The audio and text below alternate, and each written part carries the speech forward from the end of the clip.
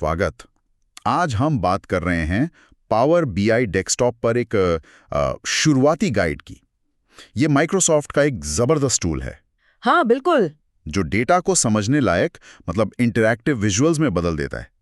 आज हम इसी गाइड पर थोड़ी गहराई से चर्चा करेंगे।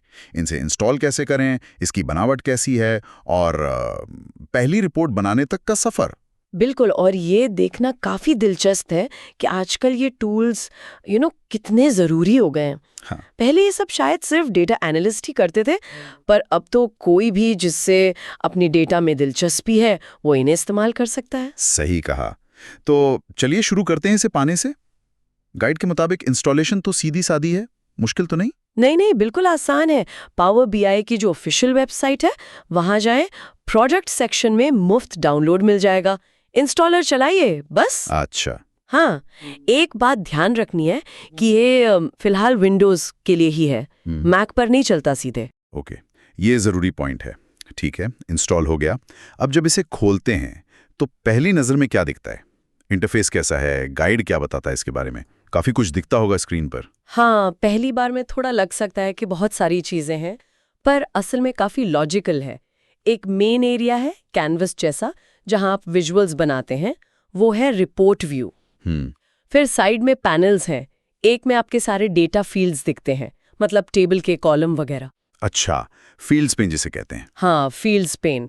और दूसरे पैनल से आप चुनते हैं कि किस तरह का चार्ट बनाना है, बार चार्ट, पाई चार्ट वगैरह। वो है विजुअलाइजेशंस पेन। और फिर डेटा को टेबल की तरह देखना हो तो डेटा व्यू है, और डेटा टेबल्स आपस में कैसे जुड़े हैं वो देखने के लिए मॉडल व्यू है। अच्छा, मतलब अलग अलग काम के लिए अलग अलग व्यूज, ताकि सब कुछ मिक्स ना हो। बिल्कुल, काम आसान हो जाता है। ठीक है, अब आते हैं सबसे अहम हिस्से पर, डेटा लाना। गाइड कहता है कि ये कई बहुत सारे अलग अलग स्रोतों से कनेक्ट हो सकता है। हाँ, यही तो इसकी असली पावर है। आप सोचिए, एक्सेल फाइल हो, कोई एसक्यूएल डेटाबेस हो, या सेल्सफोर्स जैसी ऑनलाइन सर्विस, ये बहुत सारी जगहों से डेटा खींच सकता है। वाह। होम टैब पर एक गेट डेटा बटन होता है, बस उसे क्लिक करें, अपना सोर्स चुनें और कनेक्ट करें। और एक और बढ़िया चीज है power query editor. Power query editor, वो क्या है? मतलब आप डेटा को सीधे लोड करने के बजाय पहले इस एडिटर में ले जा सकते हैं। वहां आप डेटा को साफ कर सकते हैं, जैसे कोई गड़बड़ है तो ठीक कर सकते हैं, कॉलम्स हटा सकते हैं, जोड़ सकते हैं, मतलब डेटा को रिपोर्ट के लिए तैयार कर सकते हैं। अरे वाह, ये तो बहुत ही काम का फीचर है। मतलब अगर डेटा थोड़ा मेसी है तो उसे पहले सुधार लो। बिल्कुल, रिपोर्ट बनाने से पहले डेटा तैयार करना बहुत जरूरी है। सही है। तो ठीक है, डेटा आ गया, साफ भी हो गया। अब रिपोर्ट बनाने का जादू, वो कैसे होता है? जादू शुरू होता है फील्ड्स पेन से। वहां से अपने डेटा फील्ड्स को, जैसे सेल्स अमाउंट या डेट, खींचकर कैनवस पर लाइए। Drag and drop? हाँ बिल्कुल।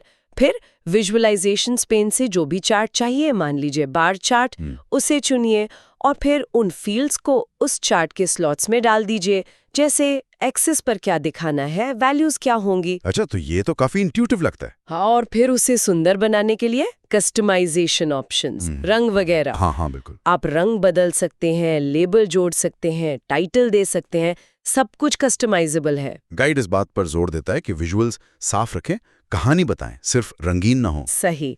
जैसे अगर तुलना करनी है तो बार या कॉलम चार्ट अच्छे रहते हैं। समय के साथ कोई ट्रेंड दिखाना है तो लाइन चार्ट बेस्ट है। और अनुपात के लिए पाई चार्ट। हाँ, पाई या डोनट चार्ट। और अगर लोकेशन का डेटा है, जैसे शहर या देश, तो मैप्स का इस्तेमाल करें, वो काफी असरदार होते हैं।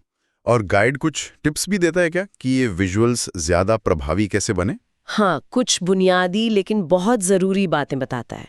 पहली, सिंपल रखें, मतलब चार्ट को बहुत सारी चीजों से भरे नहीं, क्लैटर्स से बचें। हाँ, वो कंफ्यूजिंग हो जाता है। बिल्कुल। दूसरी, रंगों का इस्तेमाल सोच समझकर करें और कंसिस्टेंट रहें। एक ही मतलब के लिए एक ही रंग यूज करें पूरी रिपोर्ट में। और तीसरी, लेबलिंग बहुत जरूरी है। एक्सेस पर क्या है, चार्ट का टाइटल क्या है, सब साफ साफ लिखा होना चाहिए। सही बात है, ताकि कोई भी देखे तो फटाफट समझ जाए कि क्या दिखाया जा रहा है। एग्जैक्टली। अच्छा, गाइड में कुछ FAQs, मतलब अक्सर पूछे जाने वाले सवाल भी थे। उनमें से कुछ खास बातें? हाँ, कुछ प्रैक्टिकल चीजें हैं, जैसे ये कि पावर बीआई डेस्कटॉप खुद तो मुफ्त है। अच्छा, ये तो बढ़िया ही शुरू करने के लिए। हाँ बिल्कुल।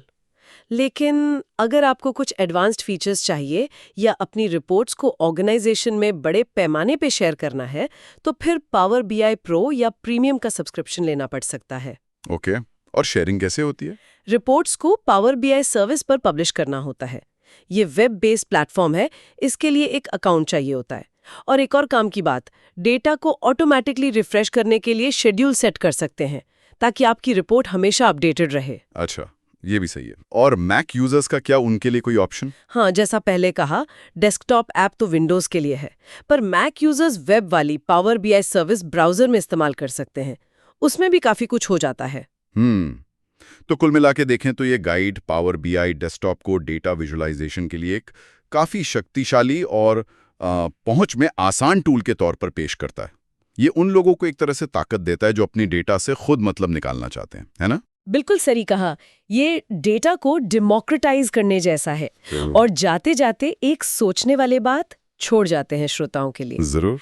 देखिए, सिर्फ चार्ट्स बना लेना एक बात है, पर क्या हो अगर हम मॉडल व्यू जैसी चीजों का इस्तेमाल करके डेटा पॉइंट्स के बीच के असल रिश्तों को, उनके कनेक्शंस को गहराई से समझें? क्या इससे हमें ऐसे पैटर्न्स या ऐसी बातें पता चल सकती हैं जो शायद पहली नजर में दिखी ही ना हो, और जो डेटा के बारे में हमारी शुरुआती समझ को ही चैलेंज कर दें? हाँ, ये वाकई एक दिलचस्प सवाल है। सिर्फ सतह पर नहीं, बल्कि डेटा के अंदर के संबंधों को खोजना। हाँ, इस दिशा में सोचना और एक्सप्लोर करना काफी कुछ नया सिखा सकता है।